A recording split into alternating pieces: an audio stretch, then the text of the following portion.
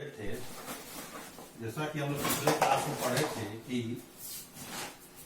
किसी भी मैट्रिक्स को हम लोग ए आई जे के रूप में लिख सकते हैं। तो जहां ए आई जे का मतलब होता आई होता है पोजीशन इन रो और जे होता है position in column.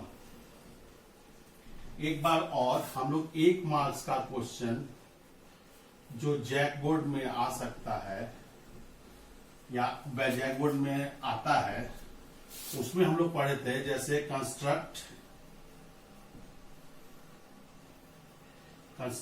A 2x3 matrix bye A is equal to by aij I plus j by 2 I plus j by 2। अगर इस क्वेश्चन को हमको बनाना है तो 2x3 मैट्रिक्स होगा, तो हम जानते ये लिखाएगा कि इस मैट्रिक्स को 2 रो 3 कॉलम है, A11 A12 A13 A21 A22 A23। अब इस फॉर्मूला में I के जगह पर 1 J के जगह पर 1, तो A11 होगा 1 + 1 by 2 2 by 2 is equal to 1, I is equal to 1, J is equal to 2, A12 1 + 2 by 2 यानी 3 by 2, I is equal to 1, J is equal to 3, Aij 1 + 3 by 2 4 by 2 is equal to 2, I is equal to 2, J is equal to 1, A21 2 + 1 by 2 3 by 2, I is equal to 2, J is equal to 2, A22 2 + 2 by 2 4 by 2 is equal to 2, I is equal to 2, J is equal to 3, A23 2 + 3 by 2 is equal to 5 by 2। अब A matrix मेरा बनेगा 1 3 by 2 2 3 by 2 2 5 by 2।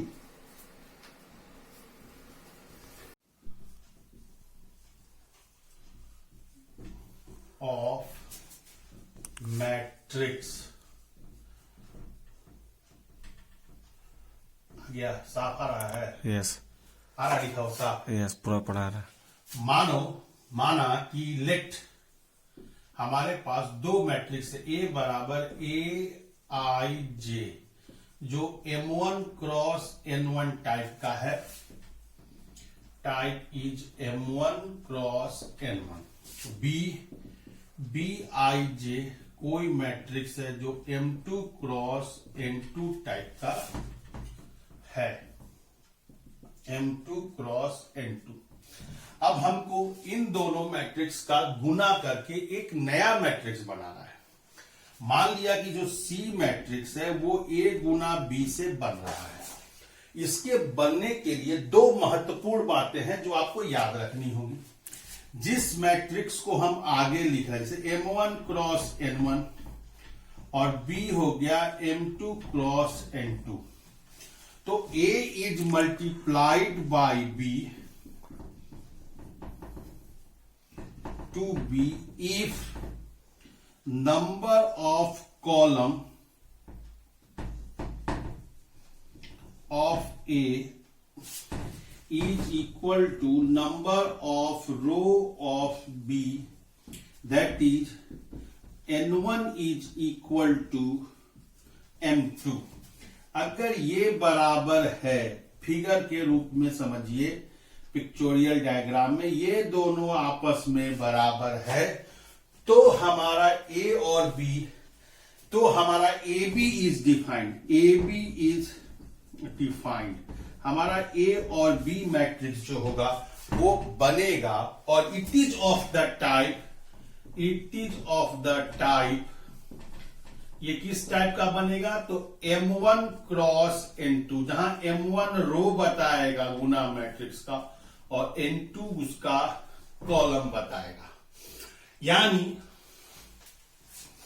अगर हम मान लें, एक example समझें कि अगर A जो मैट्रिक्स है Aij वो 3 क्रॉस 1 है, B अगर कोई मैट्रिक्स है Bij 2 क्रॉस 3 है, तो हमारा A और B हम आमने सामने लिखेंगे 2 cross 1, 3 cross 2 cross 3, sorry 3 cross 1, 2 cross. यहां आगे वाले का रो कॉलम पीछे वाले के रो के बराबर नहीं है, इस समय ए बी नहीं बनेगा, यानी इन दोनों के बीच में ए बी मैट्रिक्स डिफाइंड नहीं होगा।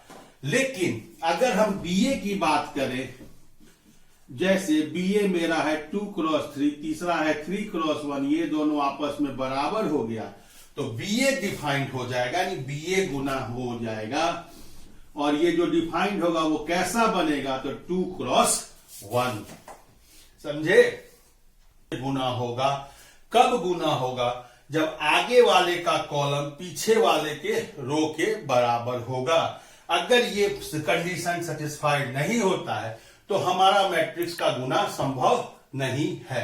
अब इसमें आगे बढ़ेंगे कि हमारा जब मैट्रिक्स बन गया, जैसे हमारा मैट्रिक्स बन गया कि ये पता चल गया कि मैट्रिक्स बना, अब ये कैसे बनेगा।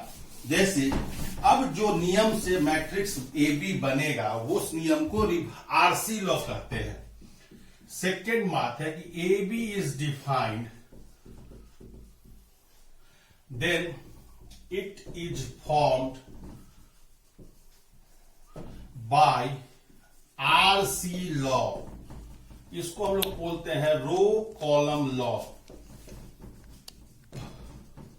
इसका मतलब है जो मैट्रिक्स आगे आएगा वो रो फॉर्म करेगा और जो मैट्रिक्स पीछे आएगा वो कॉलम फॉर्म करेगा।